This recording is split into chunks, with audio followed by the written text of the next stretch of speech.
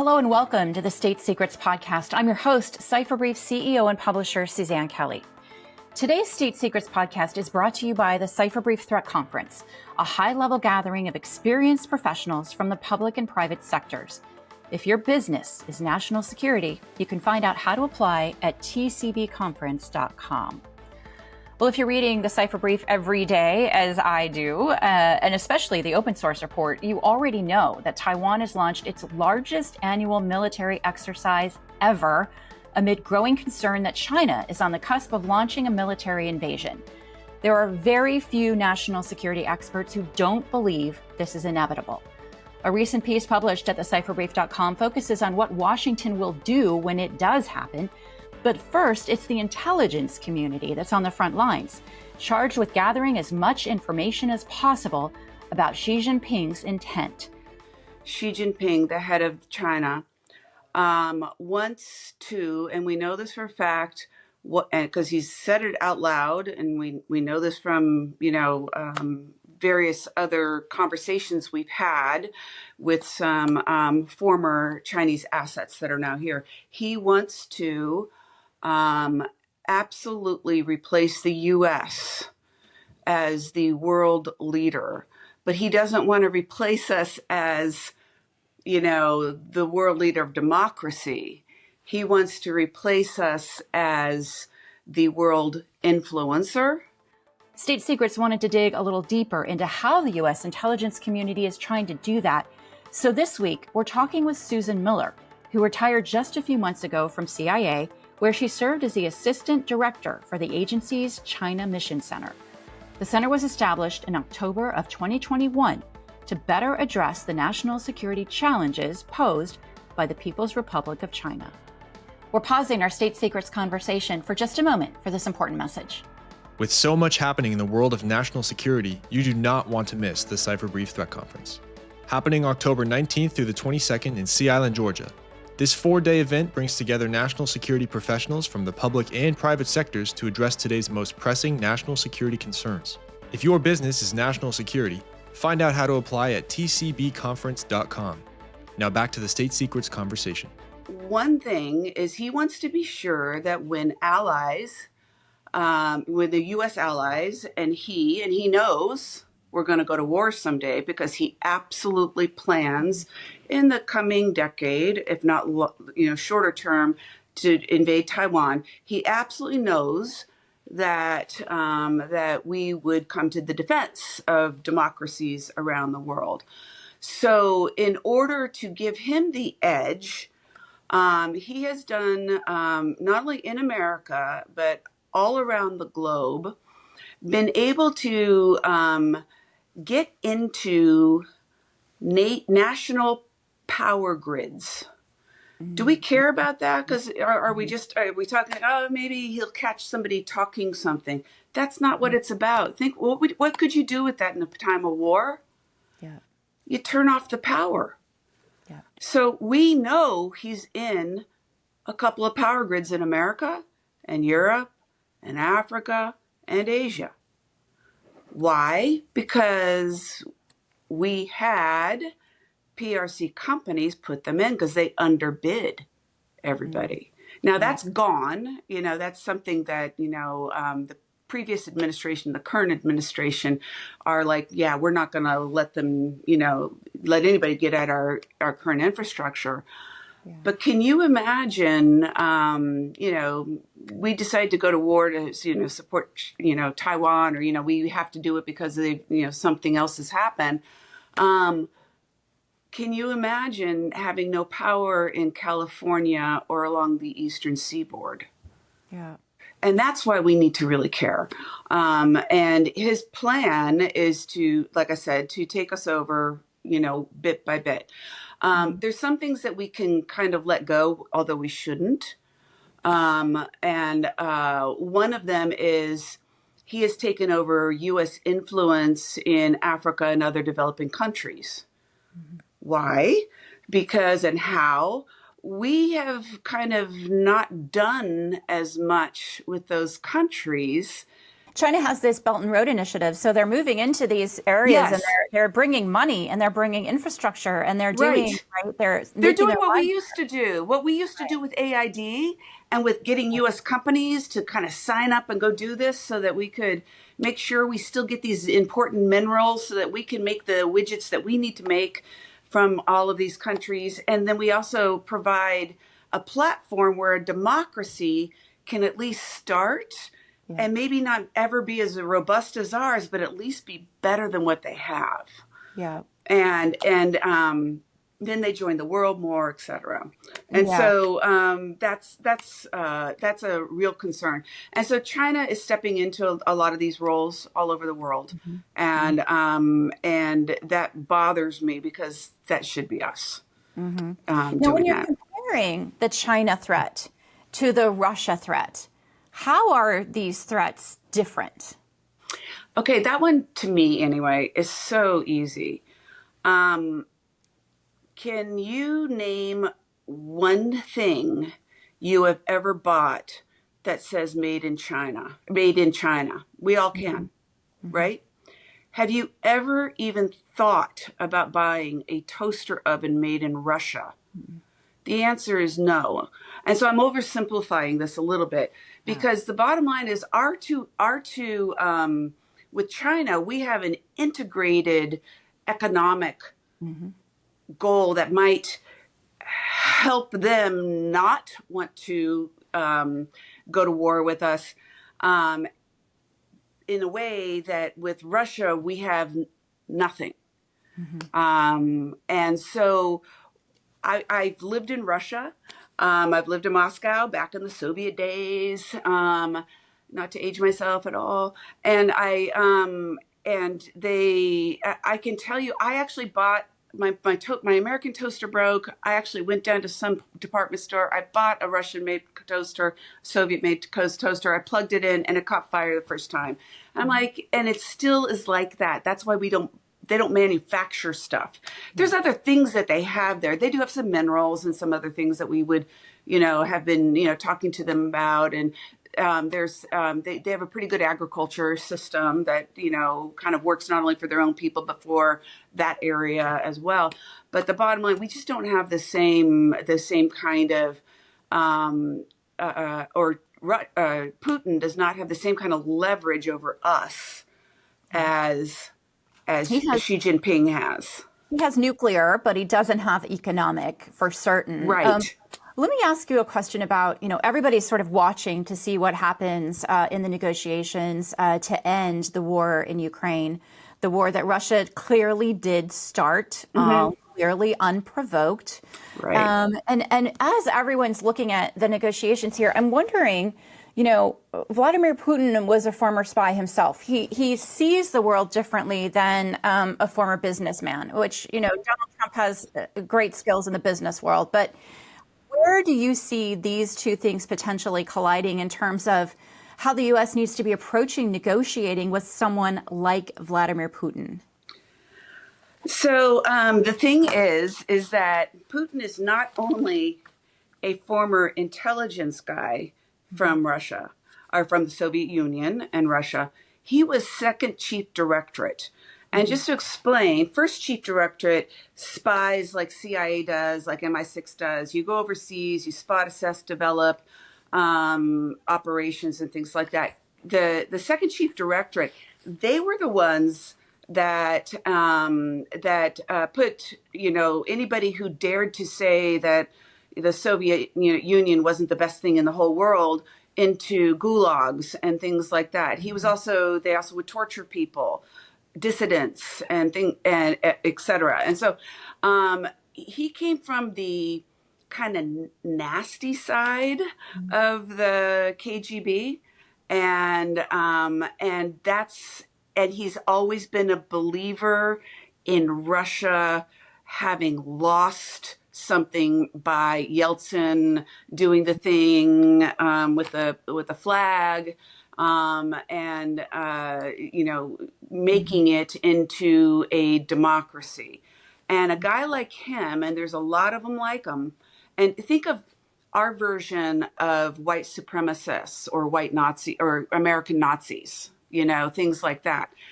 That's their version, is the people that kind of support and work in the Second Chief Directorate. And so that's the concern.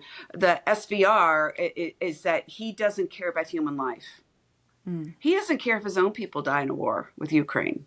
He knows they're dying. And he knows that they're not making much, progress. And he's mad at his generals. But I can guarantee, in typical Russian, I don't have absolute evidence of this because I don't have, any exquisite intelligence on this. He's probably underfunding them. They're probably not dressed well. They're probably, they have to, there's a lot, still conscription going on there and things like that. And they're not that happy either.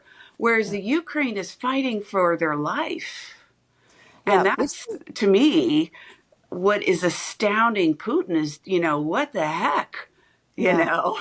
We've seen a lot of reports of that, from briefings as well from the Ukrainians who have captured Russian soldiers and have relayed some of the things that they have been, trying to deal with as they've gone to the front. Right. A lot of them untrained, where they're coming from. Sometimes they didn't know who their commander was. So we know there's chaos within the ranks for sure.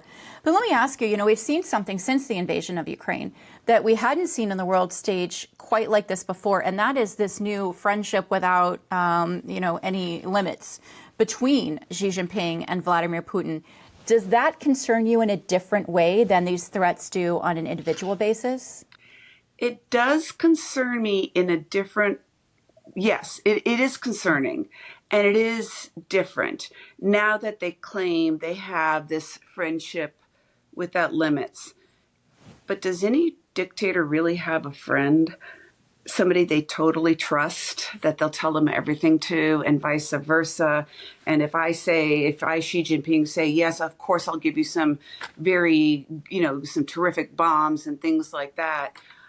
She also has to think about what kind of economic downturn is going to happen inside China if every country that sides with, Ukraine, which is a lot of democracies around the world, say, we're going to start boycotting China. We have boycott China and Russia, or protest against both of them. That's one of the things he has to be extremely careful about. Will he be? He could be. He's a thinking individual. But also, again, dictators don't usually ask others for advice, So. You stood up the mission center, the China Mission Center for the CIA, which is something that they hadn't had before. Although they have, of course, paid attention to China, they didn't have a dedicated mission center. How do you think that sort of explains to people in the national security world and just the average Americans about the importance of China and the importance of getting good intelligence on China on behalf of the U.S. government? Right. So there I was on my second tour in Israel. I was COS, and I didn't, and the director Burns came for a visit, and I didn't screw up the visit. And during the long, windy roads from Jerusalem down to Tel Aviv in an armored car, with him, he mentioned to me that he had been talking to another China person at the agency, very experienced, and he'd been talking to her and some others, and said, I'm thinking we're not paying enough attention to China as the real strategic threat, and even maybe a tactical one, if you look at tactical being 10 years or less, sort of thing. And he said, what do you think about that? And I'm like, oh my gosh, I was chief of East Asia division. I've been chief in, counterintelligence. And so I've done, and we put Chinese spies behind bars at the time. And I said, we've been saying inside the agency for years, we are not paying enough attention to China. It's, yes, we were still dealing with remnants from 9/11 and Iraq things and everything, but we were not doing that. So I said, I'm in. And he says, that's great. And so then 2 weeks later, he calls me, and I'm sure he called me often there because there was always kind of Israeli drama going on. And I pick up the phone from him, and he says, hey, Susan, he says, this is not about Israeli drama. And I'm like, oh, what's it about? He goes, remember I was talking about the China Mission Center thing? I'm like, yeah. And he says, well, I've talked to a number of people, and I keep asking them for recommendations. I've talked to them individually, and they're all saying it should be you. And I'm like, oh. And I'm looking at my view of the Mediterranean Sea from my office in Israel and thinking about swapping it out for headquarters. And at the end of the day, and he said, I know you're a tandem couple, so you'll be coming out of Israel a year before you were planning on it, so you got to talk to your husband, blah, blah. And I said, I'm going to give you a yes. I am going to go talk to my husband and just double check. And so I did. And I went downstairs to the consular section, explained just what I explained to you. And he said, Susan, if the Secretary of State called me, the Consul General, and said, I need you to do something X on the 7th floor of my building, I would say yes. And so I completely support you because I know you want to say yes. And I said, I did want to say yes. Wow. But, so bottom line is I said, yes, I would absolutely do it. And so I hustled out of Israel. I was back for about a month, and then I came back to do some pack out and some other things like that to Israel, and then came back permanently. But the real issue with dealing with China, if you want to think about all of the CIA mission centers that dealt with a single project or single enemy, for lack of a better word. So the enemy is terrorism. When we put that together, we can say, okay, we're going to have a group that looks at terrorism in America, terrorism in Africa, terrorism here, terrorism there, Al-Qaeda leadership, so we're going to have analysts and things like that. But this is the first time we've done a single issue with a place that also has realty with it. Mm-hmm. Beijing, Taiwan, Hong Kong, and it's a worldwide program. And so it took a little while for us to figure it out. And we sat in a room together. It was like for a day and then another day. And I forget who, we were like, we're going about this. We can't separate this up in the way that we normally do. We are going to absolutely have to come out with throw out the paradigm. And so what we decided to do is where the China Mission Center, owns property, that's going to be its own department. And so that's the China department, basically, and Taiwan, department at the agency. So that was one. Number two was we need to look at the worldwide program. And so that's where we did basically the external ops.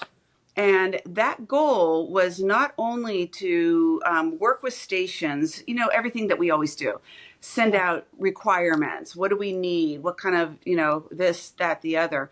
But we also need to think, how are we going to do it a little bit differently so we have more success, before we even send that, so there was a lot of work to be done and to get that out to all the stations and to start briefing it at every COS seminar and every SU class and every this, that, and the other, is that everybody needs to get smart on China.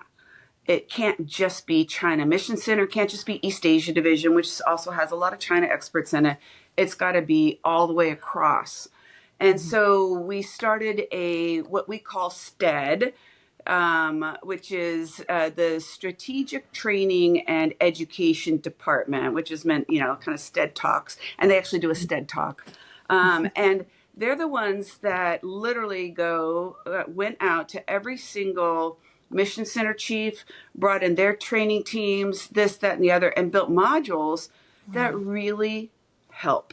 Fascinating breakdown of how the intelligence community is prioritizing China as an intelligence target. Let me ask you kind of in closing, because I would love to know how you're reading the news these days and what you see in the tea leaves. But when you're looking for some indicators that China may be starting to make a move on Taiwan, maybe they are waiting for the U.S. to be in a more vulnerable position for one reason or another. What would some of those indicators be that you'd be looking for, in the media? So in the media, I think the Chinese they 100%, we already know, they 100% have basically said they're going to invade it someday because it's theirs. It never was, by the way, historically. You can read back on that. But the bottom line is that they want to take it over because it just pisses him off, because way back in the 20s, the then leader of China said, I think Taiwan belongs to us, but it never did. And then it kind of went away during the communism years, and they weren't doing anything. But now he wants it because he realizes that if they actually go into Taiwan, the free world's entire military plans on how we're all going to help them out change. And that takes a long time to change. And then you have to exercise for it and all that. The second reason they really want Taiwan is TSMC. Chips. Yep. Chips. That's right. Yep. Unfortunately for the world, all of them are made there nowadays. My father was helped invent them with Hewlett Packard back in the 60s. And US used to produce them, but we correctly outsourced over the years, and it got us more, the US companies more help, and our manufacturing was kind of going down a little bit, and this one was going up. So the bottom line is that this is what Xi Jinping wants, and we weren't really focused on it as a country or anything else. And so we are now, obviously, and we've worked with all the countries around the world to talk about the good things that you can expect from the PRC if they do, if they want to come and invest, and the bad things that could happen on that. And then we talk about how we need their help in pushing back against the Taiwan issue in particular, all the way around the world. And certainly our Five Eyes partners and our NATO partners have already said 100% yes. We were also looking for some of the countries that kind of are a little bit, I'm not sure whose side I'm on. And so that's what we did as well.